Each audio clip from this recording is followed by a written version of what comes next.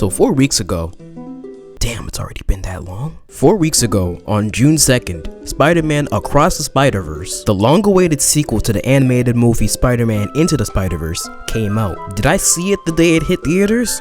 No. You see, the movie came out the weekend before my finals, so there's that. Anyway, I heard a lot of good things about this movie from a few of my good friends and the internet, so I already had high expectations going into the theater. But good God, as the movie kept on playing, it's like it got better and better each damn millisecond. Might be glazed, but I really don't care. Like, the already high expectations I had were automatically exceeded by the end of the movie. As much as I think calling Across the Spider-Verse a very good movie is a total understatement, that vicious cliffhanger at the end of the movie had me a little frustrated, but I guess the set up the next movie in the trilogy, right? Based on that reason, if I had to really rate the movie, I'd give it a 9.5 out of 10. I really suggest watching that movie if you haven't already. Which brings me to my next point. Another reason why this video was a little late was because I personally thought a good majority of people watching would have seen the movie by the end of the month. The other reason was making other videos while waiting to get the watermark removed, because Filmora's watermark is fat as but if you haven't seen the movie, I'd really click off if I were you and come back when I've seen it. This was one of the few movies where I actively avoided spoilers because of the good things I heard about it. So I think those who haven't seen the movie should do the same.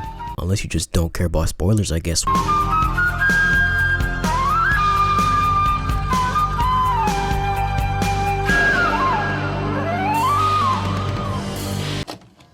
So one of the things I'm sure we can all agree on is that this movie is definitely a unique take on the concept of Spider-Man, especially for being the sequel of a typical Spider-Man movie. Am I saying that Into the Spider-Verse is a bad movie because of the typical Spider-Man theme it follows? Hell no. Into the Spider-Verse is a Spider-Man movie that perfectly presents the typical "I was bitten by a radioactive spider" and "with great power comes great responsibility," and it successfully rolls every possible variation of this formula into one good-ass movie. And one of the qualities helping this movie's case is that the animation quality has drastically improved from the 2018 original. Whenever someone says that Across the Spider-Verse exceeds its 2018 predecessor, it's usually because they noticed the animation quality going through the roof and then the rest of the skies. Like, let's take the Spot's origin story for an example. You're not gonna be able to sit there and tell me that you were expecting something like this from the sequel of this specific movie. Lie if you want, but I mean, you're only lying to yourself. But back to being on the topic of Spot, I really think he is just a prime example of don't judge a book by its cover. I'm just saying that I was a little surprised to find out that this was the final form of someone salty about a bagel hitting their dome. Anyway, while we're on the topic of art styles regarding certain characters, I want to point out the artistic details that go into Hobie Brown's visualization. Part of what makes Hobie so cool, besides his rebellious personality, is his constantly changing artistic appearance, which essentially stems from him never believing in consistency and whatnot. And I honestly have to applaud the 3-year-long efforts of the animation studio to highlight the character detail like this. But yeah, all these qualities about the movie's animation play a massive role in easily the movie's best sequence: Miles squad wiping all of Spider Society, or otherwise known as the moviegoers seeing Miguel O'Hara genuinely tweak out. I know for a fact that Miguel was heated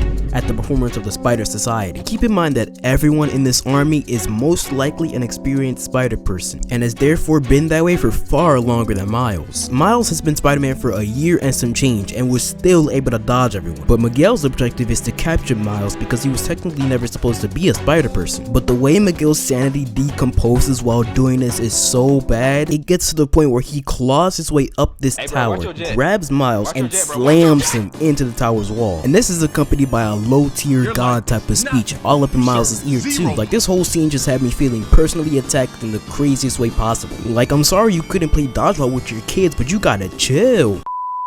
But yeah, those are my ramblings on Spider-Man Across the Spider-Verse, probably one of the best movies within the past 5 years. Thanks again for watching, much love, and with that, I'ma head up out of here.